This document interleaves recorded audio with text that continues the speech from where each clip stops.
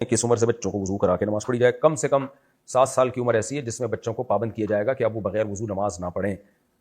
7 سال سے پہلے تو بغیر وضو ہی پڑھ رہے ہوتے ہیں، ایسے آڑے ترچے ہو رہے ہوتے ہیں، ان کے سردے بھی عجیب و غریب قسم کے ہوتے ہیں، سلام پھیرے الٹا پھیر رہے ہوتے ہیں، پھر سیدھا پھیر رہے ہوتے ہیں، یہ والی انگلی کی بجائے یہ والی انگلی اٹھ. بچوں کی تو نماز دیکھ کے آدمی کو ایسا سکون ملتا ہے، مزہ آتا ہے.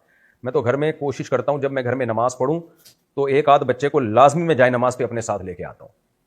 آپ کہہ سکتے ہیں اس سے تو نماز میں خلل بڑھتا ہے. بھائی آپ کا خلل بڑھتا، دھیان بڑھتا ہے، آپ کا بڑھتا ہوگا دھیان، ہمیں تو اور مزہ آتا ہے اور اللہ کی محبت دل میں پیدا ہوتی ہے کہ اللہ کتنی تو نے ہمیں یہ نعمتیں دی ہیں کہ ان کو دیکھ کے کیسی آنکھیں ٹھنڈی ہو رہی ہیں.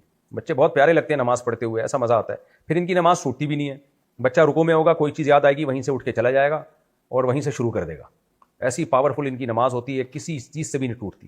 بعض دفعہ آپ کے سامنے کھڑے ہو کر نیت باندھ لیں گے، بالکل ہی قبلے کی طرف ان کی پشت ہوگی، پھر بھی نماز ان کی قبول ہو جاتی ہے. تو اتنا اچھا لگتا ہے بچوں کو نماز پڑھتا دیکھ کے.